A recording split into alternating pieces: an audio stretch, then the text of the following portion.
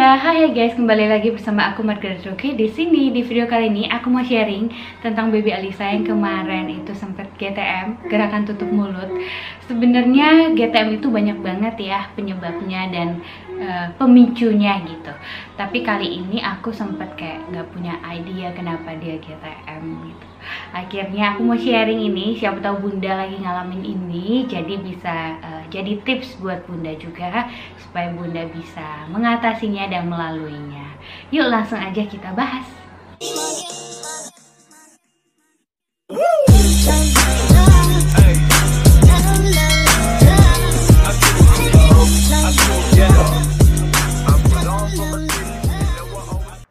Untuk GTM sendiri banyak banget ya penyebabnya, bisa macem-macem pemicunya. Biasanya kalau awal-awal GTM masalahnya tuh karena tekstur makanan atau karena memang baru, rasa baru gitu, biasanya dia tolak. Nah terus kalau misalnya udah agak besar dikit, itu biasa di bawah 1 tahun karena tumbuh gigi. Biasanya tumbuh gigi nggak nyaman, akhirnya dia tuh jadi GTM, tutup mulut. Nah kemarin ini baby Alisa udah mau 2 tahun dan dia tuh udah makan dengan tekstur dewasa dan udah macem-macem makannya. Jadi aku sempet bingung banget kenapa dia nggak mau makan gitu. Kok tutup mulut gitu, kayaknya nggak ada yang salah menurut aku pas saat itu ya. Kayak nggak ada yang salah deh, kemarin udah oke aja deh semuanya. Tapi ternyata aku find out dia gak mau makan gitu, besoknya susah juga makan. Akhirnya aku cari-cari tahu lagi gimana cara ngatasin ini biar bisa melaluinya. Ternyata baby Alisa itu lagi sweet tooth gitu, lagi pengen makan yang manis-manis. Jadi dia lagi pengen makan yang semua yang manis-manis. Sebenarnya biasanya sih memang udah ganti-ganti menu ya, tapi dia tetap bosen gitu. Walaupun nasi udah diganti mie udah diganti pasta udah diganti mie. Ternyata dia nggak mau itu semua lagi, nggak mau udah diganti. Ternyata dia lebih mau yang manis-manis. Akhirnya aku coba pertama ganti karbohidratnya. Sebenarnya sih bisa aja sih, kayak beberapa ibu-ibu ada yang coba ganti kayak beberapa hari itu kasih snack aja terus yang manis-manis. Tapi kan kurang gitu kalau buat kita. Sebenarnya kalau bisa makannya tetap ada karbohidrat, protein, sayur yang bener-bener bentuknya gitu, daripada snack-snack aja. Snack tetap dikasih 2 kali atau 1 kali dalam sehari, tapi maksudnya pengen ada yang beneran makanan seperti biasanya gitu yang dikasih. Akhirnya kemarin aku coba ganti karbohidratnya, yang biasanya nasi, mie, bihun yang lebih cenderung ke tawar, ke asin gitu ya, aku ganti jadi jagung. Dan ternyata itu cukup baik buat dia yang lagi sweet tooth, jadi dia suka banget makan itu dan makan jadi lebih banyak. Lalu aku juga kasih sayurnya itu yang biasanya kayak sawi dia mau kan, lebih ke pahit tawar gitu, dia lebih aku kasih ke kayak wortel yang manis-manis deh untuk baby Alisa. Untuk dagingnya sendiri juga aku kayak ayam, misalnya dada ayam dibakar madu, itu dia suka banget karena ada manis-manisnya kan. Dia bener-bener lagi sweet tooth, jadi dia makan yang manis-manis. Terus penting juga nih, aku kemarin tuh cari-cari, akhirnya aku kasih suplemen makanan supaya dia makin semangat gitu makannya dan semakin suka gitu makanannya. Lebih ke madu, kan biasanya kalau kita udah di atas 1 tahun udah boleh nih sama dokter. Tapi aku saranin untuk konsul dulu ya ke dokter, udah boleh nggak, setiap anak kan beda-beda nih Bunda. Udah boleh belum kasih madu ke anak usia di atas 1 tahun itu. Nah aku kasih madu. Nah madu sendiri sebenarnya harus pikir-pikir Bunda, karena madu itu banyak banget jenisnya. Ada yang tinggi banget natriumnya, dan itu kan ada batasan ya sebenarnya anak-anak natrium hariannya tuh berapa.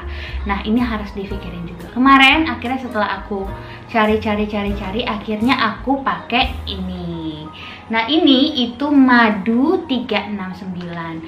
Jadi kenapa aku pilih madu 369 ini, karena ini madu murni 100% dan dia tuh nambahin beberapa kandungan komposisi tambahan yang bantu untuk anak-anak, jadi untuk metabolismenya dia, untuk daya tahan tubuhnya dia, untuk dia jadi lebih nafsu makan. Yang aku suka banget, dia tuh ada kandungan tambahan seperti belut, Belut ini sendiri itu bikin anak lahap makan. Terus dia juga ada tambahan kurkuma yang mempercepat penyerapan nutrisi. Lalu ada sari kurma juga untuk sumber tenaga, rosella untuk meningkatkan fungsi pencernaan, jinten hitam untuk koordinasi syaraf pusat, peganggangan untuk memperlancar metabolisme, propolis meningkatkan imunitas, dan juga minyak zaitun yang berperan untuk nambahin kecerdasan. Untuk manfaat madu 369 sendiri, madu ini mengklaim dapat membantu menambah nafsu makan anak, menambah berat badan dan bikin anak cepat gemuk, memperkuat daya tahan tubuh, melindungi serangan bakteri dan virus, membantu menambah kecerdasan, meningkatkan ketebalan tubuh, membantu memperbaiki daya memori anak dan mempercepat penyembuhan seperti demam, flu, dan batuk.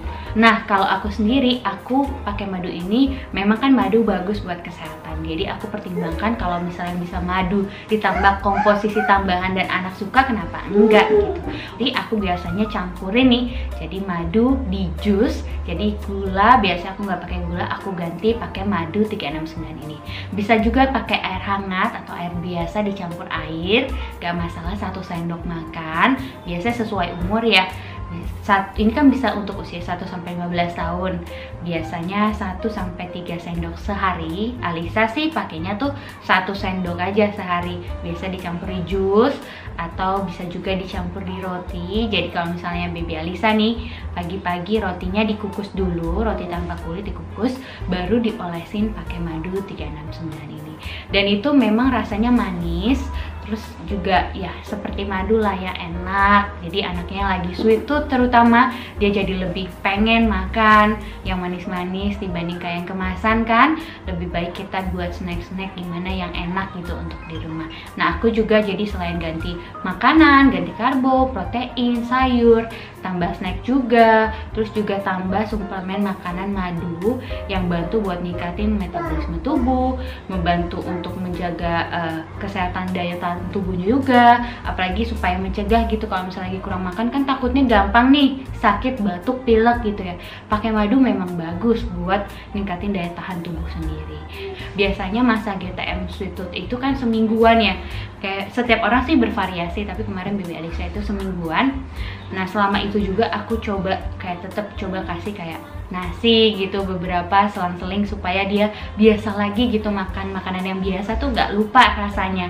Sayur, kayak sayur yang biasanya wortel nggak apa-apa lah, dalam 3-4 hari itu makan itu terus gitu sampai dia puas.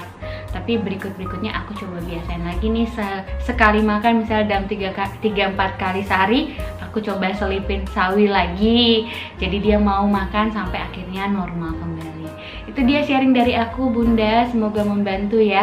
Kalau Bunda ada pertanyaan boleh tanya di kolom komentar bawah. Kalau Bunda mau sharing juga pengalaman Bunda, boleh share di kolom komentar bawah. Aku akan berusaha untuk jawabin setiap pertanyaan Bunda juga. Jangan lupa untuk like, comment, subscribe, dan share. Terima kasih Bunda, see ya.